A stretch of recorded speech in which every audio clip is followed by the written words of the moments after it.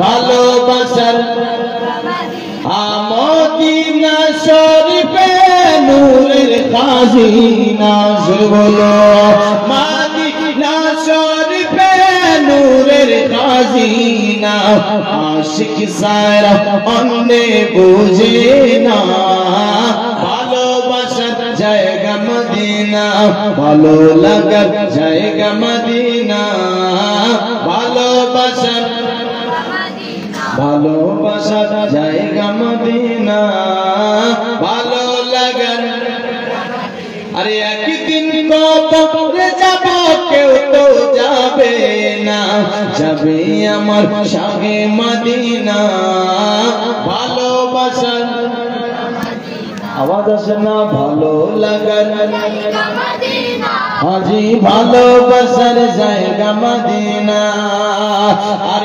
Medina শরীফে নূরের খাজিনা আশিক সারা অন্যে বুঝে না ভালোবাসার জায়গা মদিনা ভালো লাগার জায়গা মদিনা ভালোবাসার আর যতই দরুদ পড়ি তৃপ্তি মিটে না যতই দরুদ পড়ি তৃপ্তি মিটে না সুন্নতেও শান্তি থাকে না ভালোবাসার আর সুন্নতেও শান্তি থাকে না ভালোবাসার আরে আমার জীবনে অনেক বেশি গুনাহ আমার জীবনে অনেক বেশি গুনাহ এই নবীর কদম ছাড়ব না ভালোবাসা ভালো লাগা জায়গা মদিনা ভালোবাসার জায়গা মদিনা ভালোবাসার জায়গা মদিনা ভালো লাগার যাই হোক ব্রাদার ইসলাম মুআজ্জাজ সামাঈন আসুন আরেকটুখানি এগিয়ে যাই ব্রাদার মুআজ্জাজ আমি আয়াতে কারিমা তেলাওয়াত করেছি আল্লাহ তাবারাক ওয়া তাআলা কোরআন পাকের মধ্যে ঘোষণা করে বলেছেন ইয়া আইয়ুহাল্লাযীনা আমানু তাকুল্লাহা হাক্কা তুকাতিহি ওয়া লা তামুতুন্না ইল্লা ওয়া আনতুম মুসলিমুন আল্লাহ বলেছে হে ঈমানদার ব্যক্তি বোনেরা তোমরা ভয় করো এক আল্লাহকে কাকে ভয় করো এক আল্লাহকে মরিও না ততক্ষণ পর্যন্ত যতক্ষণ তোমরা মুমিন হবে না কি হবে না যতক্ষণ তোমরা মুমিন হবে না ততক্ষণ পর্যন্ত মরিও না ব্রাদার বন্ধুগণ ভাই এখানে আল্লাহ ঈমানদারদেরকে ডেকেছে কাদেরকে কাফিরগণদেরকে ডাকেনি মুনাফিকদেরকে ডাকেনি বেঈমানদেরকে ডাকেনি ব্রাদার বন্ধুগণ ঈমানদারদেরকে হে ঈমানদার ব্যক্তিগণেরা তোমরা আমি আল্লাহকে ভয় করো আর মুমিন হয়ে মরো মানে একজন মুমিন হয়ে যদি দুনিয়া থেকে ইন্তেকাল করে কবরে যায় তার ঠিকানাই হবে জান্নাত জোরে বলুন সুবহানাল্লাহ মুমিনের ঠিকানা কোথায় মুমিনের ঠিকানাই তো হলো জান্নাত ব্রাদার বন্ধুগণ ভাই তো মুমিন কারা মুমিন কারা নামাজকে ছেড়ে দেন নামাজ নাই ওই ব্যক্তি কি মুমিন রোজা নাই ওই ব্যক্তি কি মুমিন সুদের ব্যবসা করে ওই ব্যক্তি কি মুমিন জিনা করে ওই ব্যক্তি কি মুমিন শরাব পান করে ওই ব্যক্তি কি মুমিন মুসলমান ভাই আপনার মুমিন তো ওই ব্যক্তিটা যেই ব্যক্তিটা ব্রাদার শরাবকে নফরত করি যেই ব্যক্তিটা গীবত থেকে বাঁচি যেই ব্যক্তিটা চুগলি থেকে বাঁচি যেই ব্যক্তিটা হারাম কাজ থেকে বাঁচি যেই ব্যক্তিটা মেলার গুনাহ থেকে বাঁচি যেই ব্যক্তিটা আপনার মুসলমান ভাই নামাজের আপনার 5 ওয়াক্ত আদা করে রমজান মাসে রোজা রাখে ওই ব্যক্তিটা যেই ব্যক্তিটা নিজের নফসের সঙ্গে জিহাদ করে সারা পৃথিবীর গুনাহ থেকে বাঁচে ওই ব্যক্তিটাই তো হলো মুমিন জোরে বলুন ওই ব্যক্তিটা হবে মুমিন আর আজকে আপনি আমি নিজেকে ইমানদার মন দাবি করি, নিজেকে নবীর আশিক দাবি করি, নিজেকে নবীর প্রেমিক দাবি করি। মুসলমান ভাই, একটু আপনি চিন্তা করে দেখেন তো, আজ আপনি জালসা করছেন ঠিক আছে, কিন্তু এখানে অনেকে মানুষ আছে জালসার নিয়তে এসেছে, আমি জলসা শুনতে যাব। কোথায় যাবে? জালসা শুনতে। কোথায়? আপনার জায়গাটার নাম কি? মহারাজা। যে মহারাজাতে আমি তো যাব জলসা শুনতে। কিন্তু আজকে দেখেন মুসলমান ভাই, কত আমার ভাই এসেছে, মাথাগুলোতে দেখেন যে আপনি আমি মুসলমান, মুসলমানের পরিচয় একটা টুপি। টুপি আর মাথার মধ্যে টুপি নাই আছে ভাই, দেখেন তো আপনারা নিজে কত জনকার মাথাতে টুপি আছে। হ্যাঁ, জালসা শুনতে এসছি আমরা মুসলমান ভাই, আফসোস। তবে ভাই যদি কোন জায়গায় ভবিষ্যতে আর জালসা শুনতে যান, কমসে কম টুপিটা নিয়ে যান, কেন এই টুপিটাই হলো মুসলমানদের পরিচয়। জোরে বলুন সুবহানাল্লাহ। পেহচান, আপনার পকেটে যদি ওই পেহচান, ওই টুপিটা কমসে কম থাকে, তো ওটাতেই মানুষ, যদি আপনার কোন জায়গায় হাদসা হয়ে যায় তো মানুষ বলবে না এটা মুসলমানদের জানাজা হবে। জোরে বলুন, এর কি হবে? জানাজা হবে। আজ মানুষ আপনার বেরাদার 20,000 টাকা দামের অ্যান্ড্রয়েড মোবাইল ফেলতে পারে না, বলছে বলেন, আর 10 টাকা দামের একটা টুপি পকেটে না। কি ভাই, খারাপ লাগতে পারে, কিন্তু চিন্তা করতে হবে। আজ জালসা করছি, জালসা করে যদি হেদায়েত না পায়, জালসা করে যদি আপনার বেরাদার আপনাদের নসিহত না হয়, তাহলে চিন্তা করে দেখুন, দেখেন এদিকে বেহায়ার মতন উঠতে শুরু হয়ে গেছে। আর এরা যাবে, একাই যাবে না, দল নিয়ে যাবে। এই ফালার মা চল, ফালার মা চল, এইভাবে উঠাতে উঠাইতে ওরা দল সৃষ্টি করবে, একাই যাবে না। মুসলমান ভাই চিন্তা করে দেখুন, ওদের দিকেও যাব। আসল আমি আপনার বলতেছিলাম, আল্লাহ তাআলা ভয় করতে বলছেন কাকে? ইমানদারদেরকে ভয় করো আর মুমিন হয়ে মরো। কি হয়ে মরো? মুমিন হয়ে মরো। আজ মুসলমান জালসার মেহফিল সাজিয়েছেন, এখানে যদি আমি বলি ভাই কয়টা লোক নামাজ পড়েন, হাত উঠবে বলেন তো? এই কয়টা আমার হয়তো বাপ আছে, চাচা আছে, হাত উঠবে, বাকিগুলো আর আপনার হাত উঠবে না। জালসা করার উদ্দেশ্যটা কি?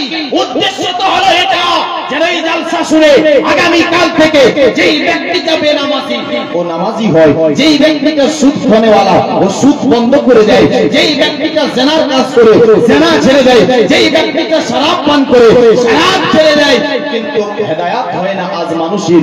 মুসলমান চিন্তা করে দেখুন, আমি আপনাকে বলি, এ বেরাদার, নামাজকে আপনি আমি পড়ি না, নামাজকে ছেড়ে দিয়েছি। এই মেহফিল আজ সাজিয়েছেন, আপনার 10,000, 20,000, 50,000 দিয়ে বক্তা এলো, এমনকি আপনি 50-60 হাজার টাকা খরচ করে জলসা সাজিয়েছেন। এই জলসাটা যদি আপনি এক নয়, আপনি যদি 20 বছর 30 বছর আপনি না করেন, তো বলেন কোনো গুনাহ হবে? কোনো গুনাহ হবে না, কোনো পাপ হবে না। কেন? জলসা করা ফরজ নেই, জলসা করা আপনার বেরাদার সুন্নাত নেই, জলসা করা ওয়াজিব নেই, জলসা করা মুস্তাহাব, মুস্তাহসান। যদি করেন তো সওয়াব, যদি না করেন তো কোনো গুনাহ নাই। আর খোদার কসম করে বলি, যদি আজ আপনি এক ওয়াক্ত নামাজকে জেনে ছেড়ে দেন বেরাদার বন্ধুগণ ভাই, তাহলে একজন জানি কাতিলের থেকেও বড় গুনাহ। তার থেকে একজন জানি জিনা করে যে গুনাহ হয়, একটা মানুষকে জবাই করে যে গুনাহটা হয়, এক ওয়াক্তের নামাজকে ছেড়ে দিলে সেই গুনাহটা হয়। মুসলমান ভাই, কিন্তু কাজ আপনি আমি নামাজ পড়ি না, নামাজে হেলাইছু, মসজিদের উন্নতি কল্পে জলসা করব, নামাজ পড়বো না, মসজিদ বানাবো, টাইলস লাগাবো, নামাজ পড়বো না। মুসলমান ভাই, আপনাকে আমাকে দুনিয়ার যাই হোক না কেন, সর্বপ্রথমে নামাজ পড়তে হবে। কেন? আমার রাসূল পাক বলেছেন, as-salatu mi'rajul mu'minin, যে নামাজটা হলো মুমিনদের জন্য মেরাজ। চলো বলো কি? নামাজটা মুমিনদের জন্য মেরাজ। কেমন মেরাজ? দেখে মুসা নবী বলেছিলেন, আল্লাহ আমি আপনাকে দেখব। আমার আল্লাহ বলে, লান তারানি, তুমি দেখতে পারবে না। তারপর বলেছিল দেখব, আল্লাহ বলে ঠিক আছে, কুয়ে তুর পাহাড়ে আসো। গেলেন তো একটা ঝলক দিয়েছিলেন, কতটা? যে একটা সুই জানেন না, এই সুয়ের যে ছিদ্রটা আছে ওই ছিদ্রটাকে 1000 হিস্সা করার পরে একটি হিস্সা আপনার আল্লাহর নূর ঝলক দিয়েছিলেন সেই কুহে তুর পাহাড়ে। মুসলমান ভাই, যেই ঝলকের জন্য কুহে তুর পাহাড় জ্বলে আংরা হয়ে গেল, মুসা নবী বেহুশ হয়ে গিয়েছিলেন। তাহলে চিন্তা করুন, আপনার ওই নূরটাকে আল্লাহকে আপনি আমি তো ডাইরেক্ট দেখতে পারি না। আমার নবী এই জন্য বলেছেন আসসালাতু মিরাজুল মুমিনিন, নামাজ হলো মুমিনদের মেরাজ। আমি ডাইরেক্ট আল্লাহকে গিয়ে দেখেছি, আমি মেরাজ করেছি। হে আমার উম্মতেরা, তোমরা 5 ওয়াক্তের নামাজ পড়ো। কালকের জন্য আমি 5 ওয়াক্তের নামাজকে তোহফা হিসেবে নিয়ে এসেছি। আর এই 5 ওয়াক্ত নামাজ যেই ব্যক্তিটা পড়বে সেই ব্যক্তিটা নামাজের ভিতরে আল্লাহ দেখতে পাবে। জোরে বলুন সুবহানাল্লাহ। কাকে দেখতে পাবে? নামাজের ভিতরে কাকে? আল্লাহ দেখতে পাবে। বেরাদার বন্ধুগণ, আমি একটুখানি আপনার বলতে চাই, জীবনে আমিও করতে জানি। যদি এইভাবে আমাকে বলেন আপনি 10 দিন লাগাতার জীবনী করেন, আল্লাহর রহমতে জীবনী এদিক ওদিক যাবে না, সদাই চলে যাবে। যাই হোক না কেন, আমি একটুখানি বোঝাতে চাই, নামাজ পড়তে হবে। নামাজ ছাড়া কোনো আপনার গতি নাই, নামাজ ছাড়া কোনো উপায় নাই। ও মুসলমান ভাইরা, বাবাজিরা, কেমন করে বলছিলাম যে একটা নামাজি আপনার নামাজ ছেড়ে দিলে কাতিলার জানের থেকে বেশি গুনাহগার হয়, কাতিলার আপনার পাপীর থেকে আপনার বেশি গুনাহগার। কেমন করে আসো, আপনার মুসা নবীর জামানার একটি ঘটনা বলছি। একটা মেয়ে ছিল, সেই মেয়েটা আপনার পেটে বাচ্চা ধরেছিল, জেনা করে ও তার সন্তান ধরেছিল। আবার আপনার কি হয়েছে জানো, জন্ম দেওয়ার পরে আপনার সেই বাচ্চাটাকে কতল করে দিয়েছে। কতল করতে নাই, কতল করে দেওয়ার পরে মনে মনে চিন্তা করতে লেগেছে, না না না না না না, আমি ভুল করেছি, আমি পাপ করেছি, আমাকে আল্লাহর কাছ থেকে মাপ চাইতে হবে। না না না, তবে কেমন করে মাপ চাইব? আপনি আমি আমরা সুন্নি যারা উসিলা নিয়ে দোয়া করি, আল্লাহর নবীকে উসিলা বানাই, আপনার গৌসে পাককে উসিলা বানাই, আলা হযরতকে উসিলা বানাই, খাজা গরিব নওয়াজকে উসিলা বানাই, আপনার নিজের পীরকে ওসিলা বানাই। ওসিলা বানিয়ে বানিয়ে আপনি আমি দোয়া করি। সেই মেয়েটাও কি করলো জানো, মুসা নবীর কাছে চলে গেল। যাওয়ার পরে বলেছিলেন, হুজুর আমি এই ভুলটা করেছি, আমি এই পাপটা করেছি, আমার আল্লাহ কি আমায় মাফ করবে না? আমার আল্লাহ কি আমায় ক্ষমা করবে না? হুজুর আপনি তো আল্লাহর পয়গম্বর, হুজুর আমার জন্য আপনি একটু সুপারিশ করবেন।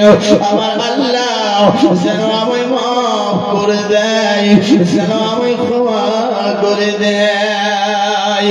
ও মুসা নবী ঘটনাটা শোনার পরে আপনার বলল, হে মেয়েটাও, তুমি এত বড় পাপী, তুমি এত বড় গুনাহগার, তুমি তো অনেক বড় পাপী। না না না না, তুমি চলে যাও, চলে যাও, চলে যাও, আল্লাহ তোমাকে মাফ করবে না। তুমি যেই জায়গাতে আসো থাকলে হয়তো আগুন লেগে যেতে পারে। এটা শর্মিন্দা হয়ে চলে যাচ্ছিল, এমন সময় আল্লাহর ফেরেশতা আপনার জিবরিল আমিন যেন চলে আসলো। আসার পর বলছেন, গো মুসা, ও আল্লাহর কালিম, আপনি এই মেয়েটাকে কেন তাড়িয়ে দিলেন? তাড়াবার কারণটা কি? তাড়াবার উদ্দেশ্যটা কি? একটুখানি বলো। মুসা নবী বলছেন, এই মেয়েটা আপনার জিনা করেছে এবং কি কাটটি কতল করেছে। এই মেয়েটা অনেক বড় পাপী, যার কারণে আমি তাকে আপনার মেরে দিয়েছি, আপনার তাকে আপনার তাড়িয়ে দিয়েছি। দোস্ত বন্ধুগণ, ভাই বাবা দিয়েছে চলার জন্য, যাকে হাত দিয়েছে করে খাওয়ার জন্য, যাকে চোখ দিয়েছে দেখার জন্য, যাকে কান দিয়েছে শোনার জন্য, যাকে জবান দিয়েছে বলার জন্য। এত বড় স্বপ্নার একটা শরীর পেয়ে তারপরে আপনার জেনে শুনে নামাজকে ছেড়ে দেয়। এই নামাজকে ছেড়ে দেওয়া ব্যক্তিটা কাতিল আর জানির থেকে বড় গুনাহগার হয়। আল্লাহু আকবার বলে। কার থেকে? কাতিল আর জানের থেকে বড় গুনাহগার।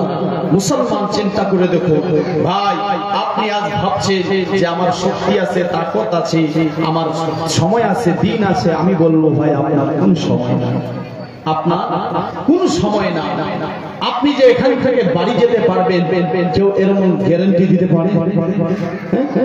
কেউ বলতে পারবে না। মুসলমান ভাই, মসজিদের উন্নতি কল্পে জালসা, খালি উন্নতি কল্পেই না করে নিজের উন্নতি কল্পে জালসা করুন বেরাদার। এই দুনিয়াও আপনার কামিয়াব, আখিরাতও কামিয়াব হয়ে যাবে। দুনিয়া এবং আখিরাত দুইটাই কামিয়াব হবে। দেখে একজন বেনামাজি ব্যক্তি যদি মরে যায়, তার কবরে কি ব্যবহার হবে দেখুন। মুসলমান শুনেছেন হয়তো আপনারা, তারপরও আমি শোনাতে চাচ্ছি, এই জন্য যেন মানুষ হেদায়েতে আসে। মানুষ একটা ব্যক্তি বেনামাজি কবরে যাবে, তার কবরে 99টা সাপ করবে। কয়টা? জোরে বলুন, কয়টা থাকবে? বেনামাজি লোক যদি একটা কবরে যায়, 99টা ভাই সাপ। কয়টা? সাপগুলো কেমন হবে? হযরত বসে আছেন, এই সাপ আর দুনিয়ার সাপ এক হবে না।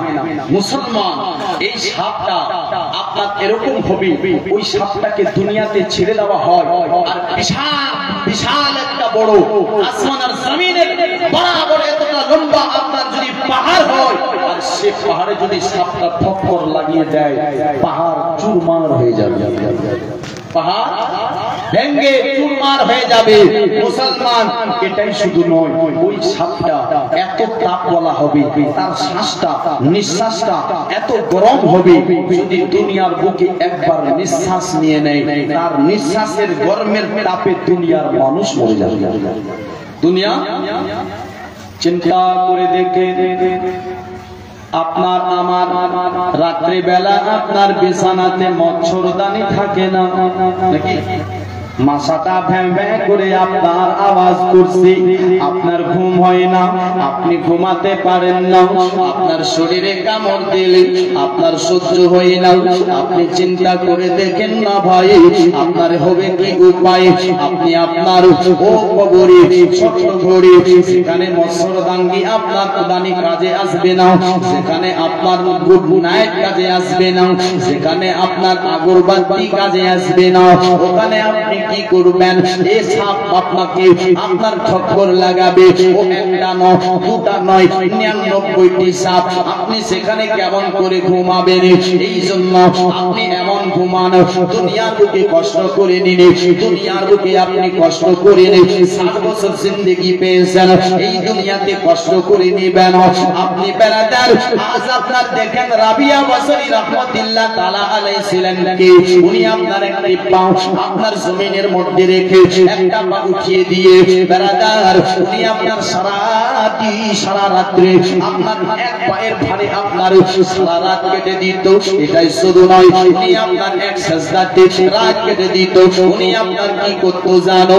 এ রাবিয়া বসরি রাহমাতুল্লাহ তাআলা আলাইহা, আপনার বাবাজি যখনই ঘুম লাগতো, পাশে একটা নমকের বাটি রাখতো, আর পানি ঘুলে ওই নমকের বাটি পানিটা আপনার যখনই চোখে ঘুম আসতো, পানিটা চোখের মধ্যে ছিটিয়ে দিত। আরে রাবিয়া বাসারি বলতো, ও রাবিয়ার চোখ, আজ তুই ঘুমাবি, তোকে আপনার কিছুক্ষণ পর কেউ না কেউ জাগিয়ে দেবে, কেউ না কেউ উঠিয়ে দেবে। তবে আমি রাবিয়ার চোখকে বলছি, একটু কষ্ট কর, একটু সহ্য কর। আমি রাবিয়া এমন তোকে ঘুম পাড়াবো, আর জিন্দেগিতে কিয়ামত পর্যন্ত কেউ তোমাকে জাগাবে না। জোরে বলো, কিয়ামত পর্যন্ত কেউ জাগাবে না। মুসলমান, এটাই শুধু নয়, নামাজকে ছেড়ে দেওয়া কত বড় গুনাহ। আসুন একটুখানি বলি, আপনার বেরাদার আমার রাসূল পাক সাল্লাল্লাহু তাআলা আলাইহি ওয়াসাল্লাম আপনার গিয়েছিলেন কোথায়? মেরাজ করতে। যখন ওয়াপসি হচ্ছিলেন, আসার পথে আমার নবী দেখতেছে একটা দল, সেই দলটাকে আপনার বারবার তাদের মাথার উপরে মারা হয়, মাথাটা ফেটে যায়, মগজ বার হয়ে যায়। আবার আপনার মারে, আবার মাথা ফেটে যায়, আবার মাথাটাকে ঠিক করা হয়, আবার আপনার ঠিক করে এইভাবে করতে করতে করতে আমার রাসূল পাক সহ্য করতে পারে না। লোকগুলো শুধু চিৎকার করে যায়, কেউ তাদেরকে বাঁচায় না। বাবা জীবন ঘুঘন ভাই, আমার নবী বলছে জিবরিল একটুখানে বলো এরা কারা রে, কারা কারা, একটুখানে বলো এরা এমন কি পাপ করেছে যার জন্য তার মাথাগুলোতে বড় বড় পাথরগুলো মারে। জিবরিল আমিন বলছেন নবী গো ইয়া রাসূলুল্লাহ, হুজুর এরা সেই ব্যক্তি যারা দুনিয়াতে নামাজে সুস্তি। কোন ব্যক্তি? যেই ব্যক্তি নামাজে সুস্তি, যে নামাজ আপনার পড়ে না, নামাজে সুস্তি করে নবী, এরা সেই ব্যক্তি। আমার নবী বলছে তাহলে একটা কথা বলো ও জিবরিল, এদের সাজা কেমন হবে, কতদিন পর্যন্ত, একটুখানি বলো। জিবরিল আমিন বলছেন নবী গো এদের সাজা এই যে মরার পর কবরে যাওয়ার পর থেকে কিয়ামত পর্যন্ত তাদের এমনই সাজা হবে, আর আবার কঠিন হিসাবের পর তার ঠিকানা জাহান্নাম হবে। তার ঠিকানা আরো কি হবে? জাহান্নাম হবে। মুসলমান আফসোস ব্রাদার, আজ আপনি আমি তো চিন্তা করি না, একটু চিন্তা করছি না, কিন্তু ভাই চিন্তা করেন, এটা ভাবিয়েন না আপনার এই দুনিয়াটাই আপনার আসল। এই দুনিয়া তো 60 বছরের, কয় বছরের? 70 বছর, 80 বছর, না 100 বছর, না 150 বছর, কিন্তু মরতে হবে। হবে না? আজ 60 বছরের জন্য ঘরে টাইলস লাগাচ্ছি, মার্বেল লাগাচ্ছি, আপনার এসি লাগাচ্ছি, ফ্যান লাগাচ্ছি, কিন্তু আপনার ঘর হলো কবর, আসল ঘর। যে ওই ঘটনার চিন্তা করলেন না, একটা দিন হবে যেটা একটা দিনের এরকম দিনগুলোকে 50,000 দিনকে একটা দিন বানা হবে। 1.5 হাত উপরে সূর্যটা থাকবে, আর সূর্য একটা, সেই দিন সূর্যের তাপ হবে 12টা, সেই দিন সূর্যের মুখ হবে 12টা। ওই দিন আপনি কোথায় যাবেন? এখন কাজে আপনার কাজ দেবে, আপনার সামিয়ানা কাজে দেবে না, ফ্যান কাজে দেবে না, আর কিছু কাজে দেবে? কোনো কাজ দিবে না মুসলমান। তাহলে ওই সূর্যের তাপ থেকে কিভাবে বাঁচবো? যদি ওই সূর্যের তাপ থেকে বাঁচতেই হয় তাহলে আপনাকে আমাকে দুনিয়া থেকে 5 ওয়াক্তের নামাজকে সঙ্গে করে নিয়ে যেতে হবে। যেই সূর্যের তাপ থেকে দুনিয়ার কেউ বাঁচাতে পারবে না, ওই সূর্যের ছায়া 5 ওয়াক্তের নামাজ হয়ে যাবে। জোরে বলুন সুবহানাল্লাহ। ওই সূর্যের ছায়া আপনার হয়ে যাবে। মুসলমান নামাজ, এ নামাজ ছাড়া কোনো গতি নাই, নামাজ ছাড়া কোনো উপায় নাই। মুসলমান নামাজ পড়তেই হবে। আসুন, আমি আয়াতে কারিমা তেলাওয়াত করেছি, আল্লাহ বলছে ভয় করো এক আল্লাহকে। কাকে? জোরে বলুন। ঘুমিয়ে গেছে? ভালো লাগে না? খারাপ লাগে? কেন? মানুষ যখন আপনার ইসলামের দিকে কথা বলে তো তখন কিন্তু খারাপ লাগে নাকি? অনেকে ভয় আমাদের চলে গেল, রাগ করে, কেন নামাজ পড়ে না? তো ভাই, যদি নামাজ পড়েন না তো আমরা যদি ওই বয়ান না করি তো আপনারা কি হবে নামাজ পড়বেন? আপনাকে চেষ্টা করতে হবে। কাম সবারই আছে, পেট সবারই আছে, আমারও পেট আছে, মৌলভী সাহেবেরও পেট আছে। সবাই আপনার পেটের জন্য করে, পেটের জন্য করতে হবে, আল্লাহরও কাজ করতে হবে। জোরে বলে কেন? আল্লাহ বলেছেন ওয়ামা খালাকতুল জিন্না ওয়াল ইনসা ইল্লা লিয়াবুদুন, আমি জিনকে আর ইনসানকে শুধুমাত্র আমি আল্লাহর ইবাদতের জন্য পাঠিয়েছি। জোরে বলে কার জন্য? ইবাদতের জন্য। আসুন একটুখানি এগিয়ে যাও, আল্লাহকে ভয় করতে হবে।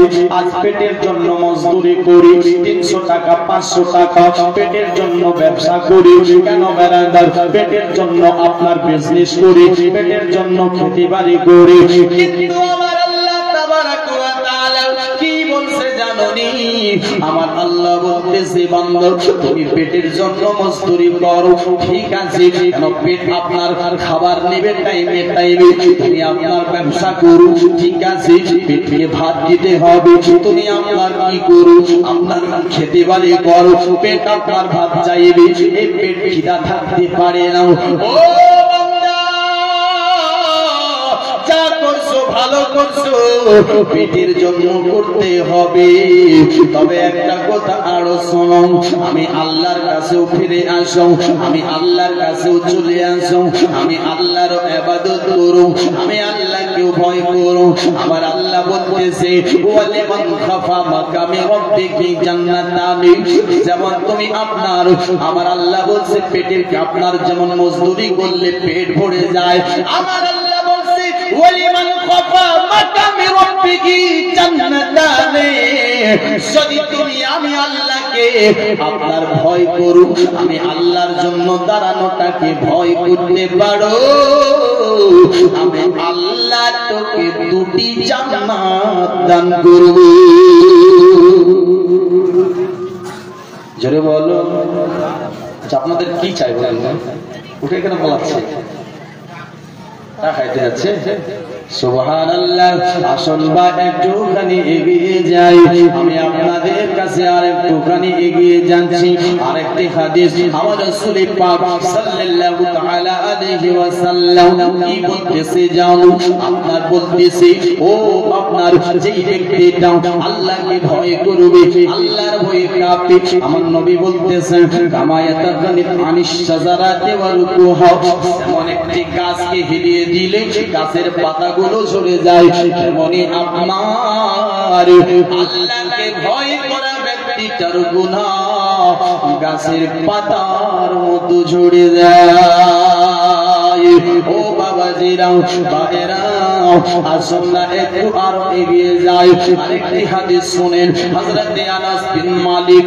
রাদিয়াল্লাহু তাআলা আনহু থেকে বর্ণিত তিনি বলতেছে কি জানো আমি রাসূলুল্লাহর কাছ থেকে শুনেছি রাসূল পাক বলতেছেন আল্লাহ তাআলা বলবে আখরিজু মিনান নারি মান যাকারানি ইয়াওমান আও কাফানি ফি মাকামিনি আমার দয়ার নবী মায়ার নবী মুস্তাফা বলে ওই ব্যক্তিটাকে জাহান্নাম থেকে বার করে দাও এই ব্যক্তিটা একবার আমি আল্লাহকে ভয় করেছি ও মুসলমান এটাই শুরু নয় আসুন আরেকটি আপনার হাদিস শুনে যাও আমার দয়ার নবী মায়ার নবী মুস্তাফা বলে হযরত আব্দুল্লাহ ইবনে আব্বাস রাদিয়াল্লাহু তাআলা আনহু থেকে বর্ণিত তিনি বলতেছেন কি জানো আমি রাসূলুল্লাহর কাছ থেকে শুনেছি রাসূল পাক সাল্লাল্লাহু তাআলা আলাইহি ওয়াসাল্লাম বলতেছে কি বলতেছে আইনা লা তাবসুহুমান নার ওয়া আইনুন বাকাত মিন খাশিয়াতিল্লাহ ওয়া আইনুন বাতাত তাহরুসু ফি সাবিলিল্লাহ আমার দয়ার নবী মায়ার নবী মুস্তাফা সাল্লাল্লাহু তাআলা আলাইহি সাল্লাম বলতেছে ও দুটি চোখকে আগুন জ্বালাবে না একটি চোখ হবে যে চোখটা আপনার কি করে আল্লাহর ভয়ে আপনার কাঁদে যে চোখটি আল্লাহর ভয়ে কেঁদে যায় ওই চোখটাকে আপনার আগুন জ্বালাবে না আরেকটি চোখ হবে সেই চোখটা আল্লাহর রাহে রাত কেটে দেয় ওই চোখটাকে জ্বালাবে না আপনি আমি কথায় রাত কাটি সেখানে মেম্বারের মিছিল হয় ওখানে রাত কাটি যেখানে প্রধানের মিছিল হয় সেখানে রাত কাটি যেখানে চোর ডাকাতের আড্ডা হয় সেখানে রাত কাটি যেখানে মেলা হয় সেখানে রাত কাটি যেখানে নামাজদানি হয় সেখানে রাত কাটি যেখানে এমএলএ মিছিল হয় সেই জায়গায় রাত কাটি কেন কাটি কারণ একটাই শুধু এমএলএ পিছে রাত কাটতে পারি এমএলএ আমার বাড়িতে একটা ঘর দিতে পারে একটা বিল্ডিং দিতে পারে হয়তো একটা চাকরি দিতে পারে হয়তো আমার বাড়িতে একটা টেবিল দিতে পারে কিন্তু আল্লাহ বলছে বান্দা কিন্তু দুনিয়ার পাগল হয়ে এমএলএর পেছে ঘুরতেছে রে আমার বান্দা আই একবার আমি আল্লাহর দরবারে ফিরে আই একবার আমি আল্লাহর কাছে চলে আই আমার আল্লাহ বলতেছে আমি আল্লাহর ইবাদত করে দেখ আল্লাহ বলছে ফাদখুলি ফি ইবাদি ওয়াদখুলি জান্নাতি যে আমি আল্লাহর ইবাদত করবে আমি আল্লাহ তাকে জান্নাত দান করব জোরে বলো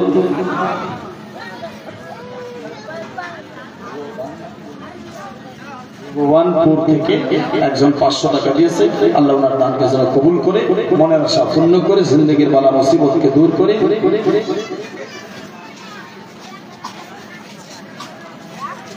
আপনার মায়ের নামে, মা অসুস্থ,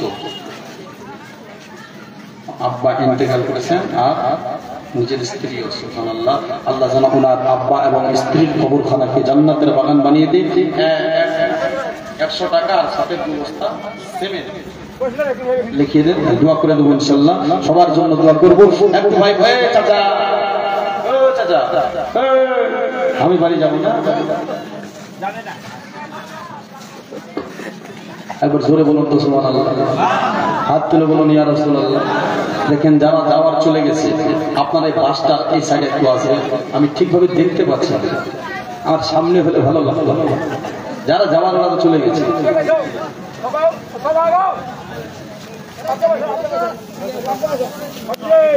ইনশাআল্লাহ ওয়াজ শোনাবো আপনাদের। আসেন একবার চলে আসেন। সুবহানাল্লাহ। আমরা গুনাহগার, আল্লাহ ডাকি বারে বার, তুমি দয়া না করলে দয়া পাবো কার, তুমি দয়া না করলে দয়া পাবো কার। আমরা গুনাহগার, আল্লাহ ডাকি বারে বার, তুমি দয়া না করিলে দয়া পাবো কার। ক্ষমা করে দাও গো প্রভু, ক্ষমা করে দাও গো প্রভু, তুমি তো জব্বার, ক্ষমা করে দাও গো প্রভু, তুমি তো জব্বার। আমরা গুনাহগার, আল্লাহ ডাকি বারে বার, তুমি দয়া না করিলে দয়া পাবো কার। আরে মা বাবাকে আমরা কেউ ভুলতে পারি না, মা বাবাকে কবরেতে কষ্ট দিও না, মা বাবাকে আমরা কেউ ভুলতে পারি না, মা বাবাকে কবরেতে কষ্ট দিও না। তুমি জলিল জব্বার, তুমি জলিল জব্বার। আমরা গুনাহগার, আল্লাহ ডাকি বারে বার, তুমি দয়া না করিলে দয়া পাবো কার। আরেকবার জোরে বলুন। আল্লাহর দয়া নিতে হবে, তবে বলছিলাম ভয় করতে হবে কাকে?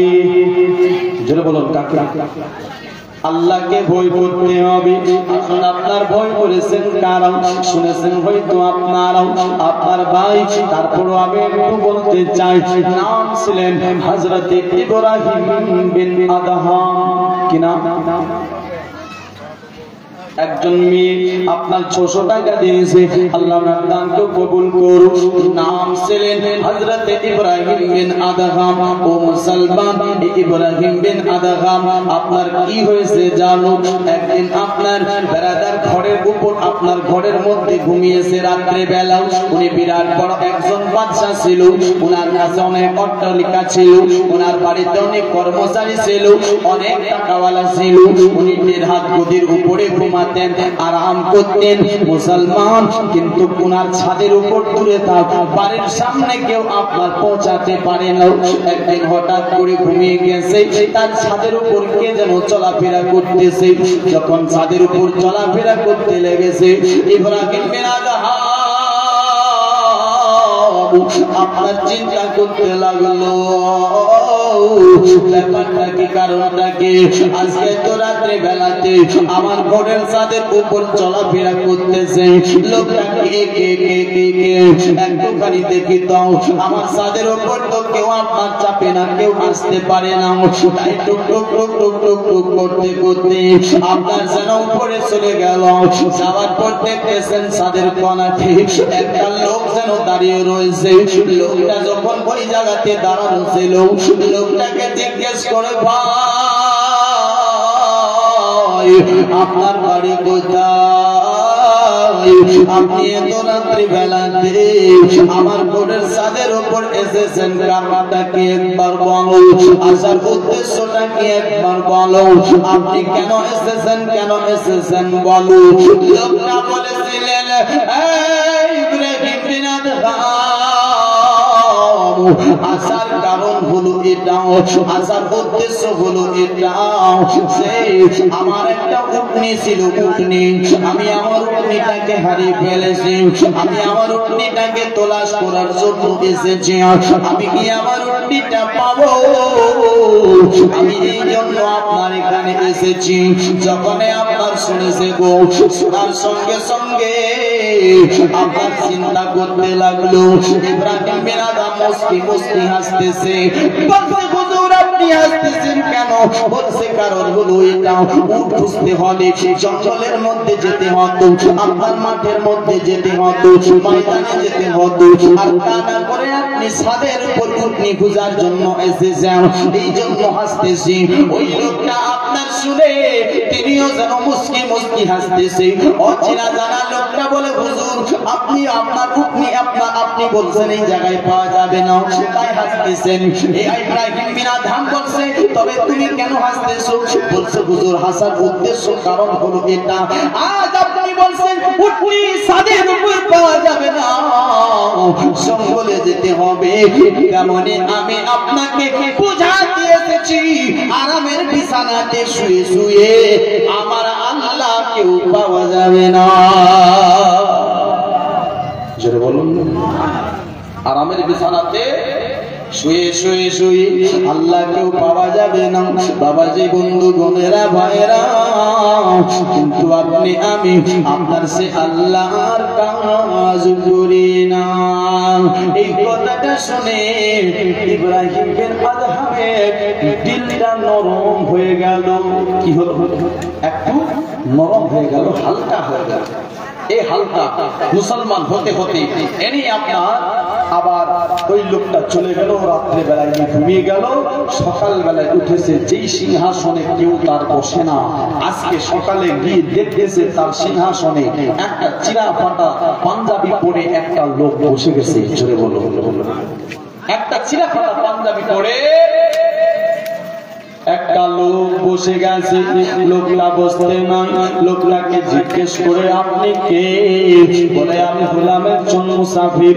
ইব্রাহিম বিন আদম বলতেছে শোনো, এ তো আপনার মুসাফির খানা নয় যে আপনি আপনার মুসাফির খানাতে যান।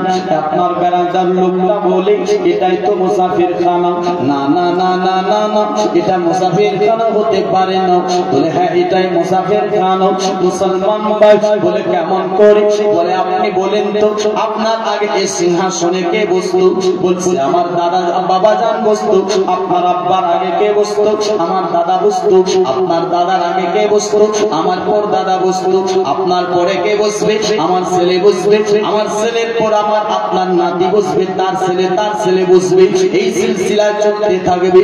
ও মুসলমান, কথাটা শুনতে নয়, বলেছেন শুনেন। আপনি কোথায় যাবেন? আমি কবরে যাব, দুনিয়া ছাড়তে হবে। আল্লাহ বলেছেন কুল্লু নাফসিন যায়কাতুল মাউত, যার ভিতরে জান আছে প্রাণ আছে তাকে মওতের স্বাদ গ্রহণ করতে হবে, দুনিয়া ছাড়তে হবে। বলে হুজুর এটাই তো বুঝাতে চাই। বলে আপনি কি ফিরে আসবেন? বলে না, যে একবার এসে দুনিয়াতে চলে যান আর সে কোনোদিন ফিরে আসবে না।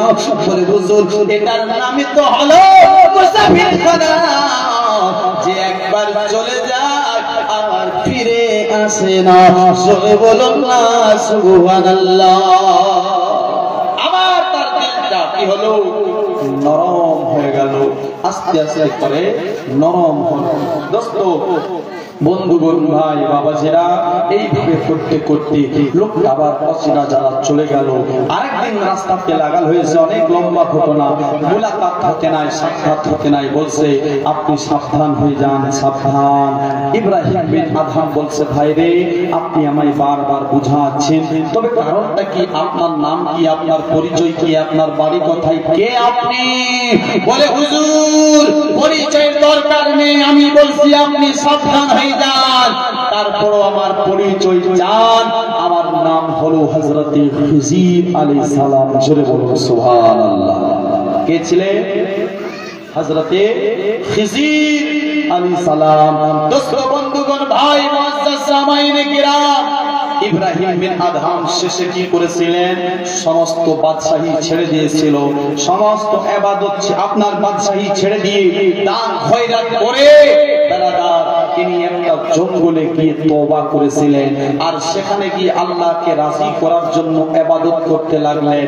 একটা আপনার আপনার পেলেন কুয়া, একটা আপনার পেলেন মুসলমান, সে কুয়ার ভিতরে উনি 1 নয় 2 নয় 9 বছর ধরে ইবাদত করেছিল। কয় বছর? 9 বছর। আরে 9 বছর পর ওনার মনটা চাইলো আমি যাব আল্লাহর ঘর কাবার জিয়ারত করার জন্য। কোথায় যাবে? যেটা বলুন না, কাবা। আচ্ছা, সবারই তো মন চাই মদিনা যাব, চাই কি না? চাই, সবার মন চায় আপনার মক্কা মদিনা যাব। তবে এই লোকটাও গিয়েছিল, তবে কেমন করি মুসলমান, আপনি আমি তো যাই প্লেনে, উনি গিয়েছিলেন হেঁটে হেঁটে। তো আপনাকে আমাকে আপনার লাগে বেড়াদার ট্রেনে করে 10 ঘন্টা 8 ঘন্টা 12 ঘন্টা এর ভিতরে পৌঁছে যান, আর উনি যে গেলেন আপনার বেড়াদার কয় ঘন্টা লেগেছিল, কয় দিন লেগেছিল, কয় বছর লেগেছিল, আপনাকে আমি বলবো। শুনবেন? কে শুনবেন না? শুনবেন না? আপনার আওয়াজ কেন করছেন না? আমি জলসা অনেকে করে পাই। ঈদের দিন এই যে মৌলানা ছিল আপনার মৌলানা সাহেব, আমার মুলাকাত হয়েছিল, এই রাস্তা দিয়ে যাচ্ছিলাম, আমি এখনো বাড়ি যাই, ডাইরেক্ট আবার আমি কোন জায়গা থেকে আসলাম। হ্যাঁ, তো মনে এরকম লাগছে, মনে হয় কয়েকদিন আওয়াজে বার হচ্ছে না।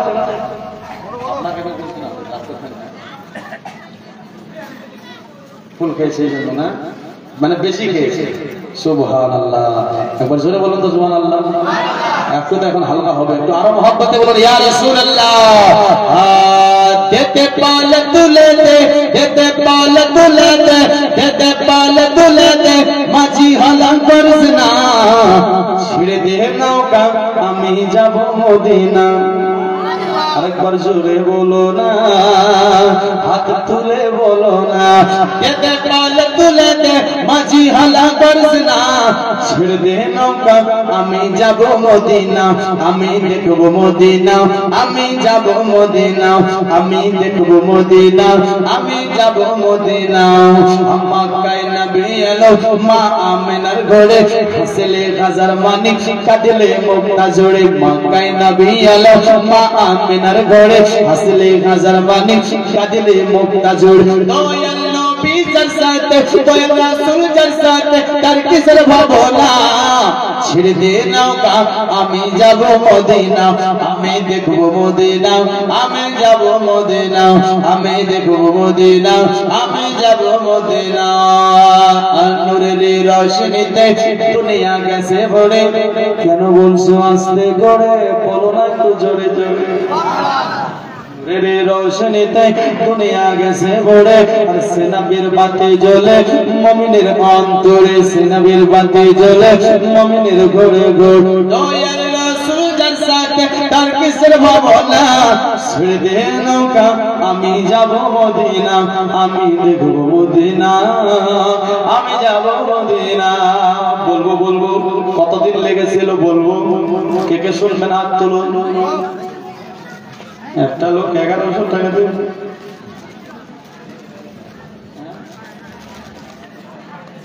নিচে তো হবে, এতক্ষণ থাকতে পারে পারবেন না? অনেকে দিয়েছে।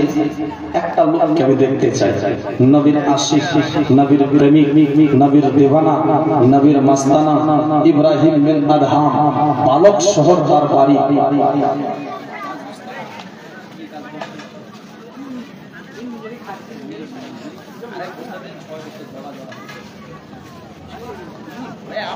আপনি 5 বস্তা দিয়েছেন, আমার তরফ থেকে 1 বস্তা দিয়েছেন। শেখ নারে তাকবীর, নারে রিসালাত। তসলিম শেখ চাচা আমার মায়া আপনার 6 বস্তা সিমেন্ট দিয়েছে। দেখেন, নারে তাকবীর, নারে রিসালাত। নুরুদ্দিন দাদা আমার 1100 টাকা আর 6 বস্তা সিমেন্ট নাকি 1 বস্তা দিয়েছে।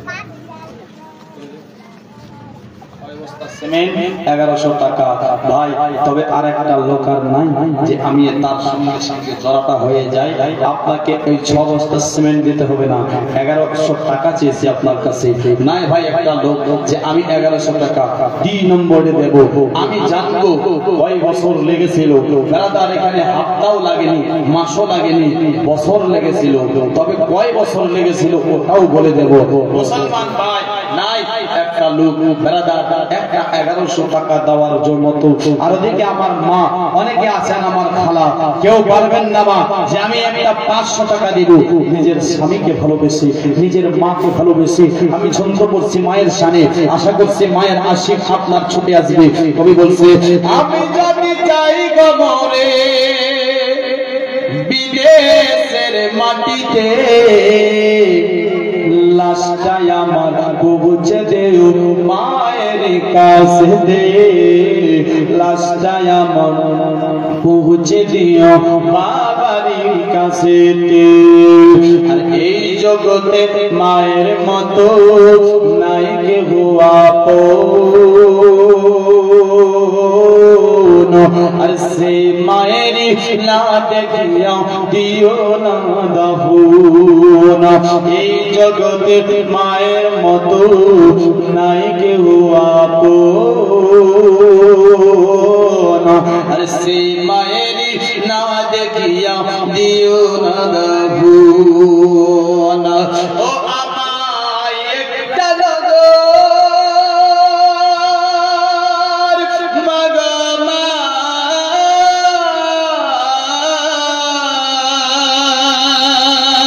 আমায় একটা নজর দেখলে ভাই, একটা নজর দেখলে ভাই সুখ পাবে কলিজাতে,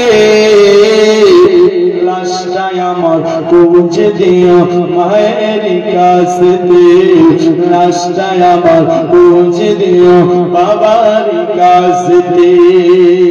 নাই ভাই একটা 1100 টাকা দেনিওয়ালা ও মুসলমান, অনেকে টাকা আপনি আমি খরচ করে ফেলেছি। আপনার মালাতে বাজার মার্কেটে বেটিকে নিয়ে যাবেন, 5000 টাকার শপিং করে নেবে।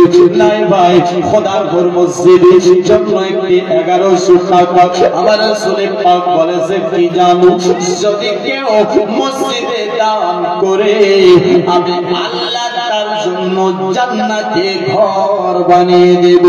জোরে বলুন না সুবহানাল্লাহ।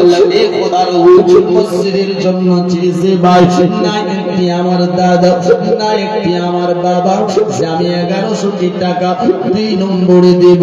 যদি 11 বেশি হয় পারবেন একটি 500 টাকা দেনেওয়ালা। ও ভাই এই 500 টাকা আপনার কাছ থেকে যাই, মাকে ভালোবেসে আমি ছন্দটা পড়ছি, কবি বলতেছে শুনুন তার সলুন। এই দুনিয়ায় মায়ের মতো নাই কেহ আপন, সেই মায়েরই না দেখিয়া দিও না দাফন। আর মাগো দুধের দাবে ক্ষমা করে দিও গো আবা, তুমি ক্ষমা না করিলে হবে কি উপায়। মাগো দুধের দাবে ক্ষমা করে দিও গো আমায়, তুমি ক্ষমা না করিলে হবে কি উপায়। নাই তো চিরতরে মাগো মা, চিরতরে চলবো বাগো জাহান্নামের আগুনে, লাশটাই আমার পৌঁছে দিও মায়ের কাছে দিয়ে, লাশটাই আমার পৌঁছে দিও বাবার কাছে।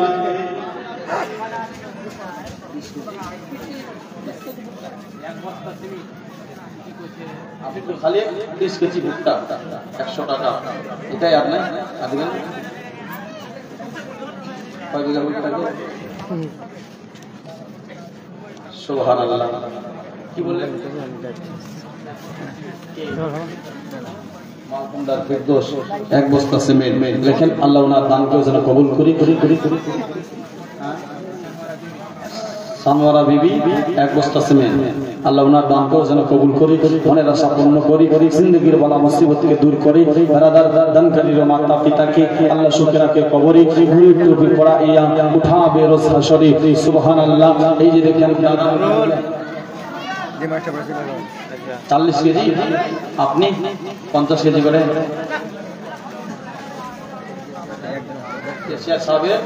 ভাই 100 টাকা 50 কেজি ভুট্টা। আল্লাহ ওনার দানকে কবুল করো, মনের আশা পূর্ণ করো, জিন্দেগির বালা মুসিবতকে দূর করো। ভাই আর কেউ নাই এখানে যে আমি 5 বস্তা সিমেন্ট লেখাবো, আপনি টাকা দিতে পারবেন না, কমসে কম লিখিয়ে দেন, 1 মাস পরে দেন, আপনার 2 মাস পরে দেন, আপনার 3 মাস পরে দেন, যখন কাজ শুরু হবে তখন দেন। পারবেন না কেউ যে আমি আপনার 5 বস্তা সিমেন্ট লেখাবো। এই বারাদার এত বড় মাসবাতে অনেকই লোক আছে।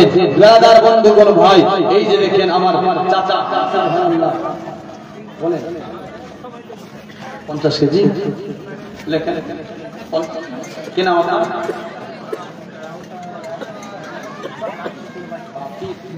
সুবহানাল্লাহ। বাকির আলী আপনার দিয়েছেন 50 কেজি ভুট্টা। লেখেন আল্লাহ ওনার দানকে কবুল করুক, মনের আশা পূর্ণ করুক, জিন্দেগির বালা মুসিবতকে দূর করুক। আল্লাহ সুবহানাল্লাহ। এত বড় মাসমাতে একটা লোক পারবেন ভাই, আশা করছে নিশ্চয় কেউ 10 বিঘা আপনার ভুট্টা আছে, কেউ 5 বিঘা আছে, কেউ 3 বিঘা আছে। বেরাদা একটা লোক বলতে পারবেন যে আমি 1 কুইন্টাল ভুট্টা দেব। এত বড় মাসমাতে নিশ্চয় কেউ আপনার রাসূলুল্লাহ আশিক, মসজিদ আল্লাহর ঘর, খোদার ঘরে দান করার জন্য দান করলে আপনার কমে যাবে।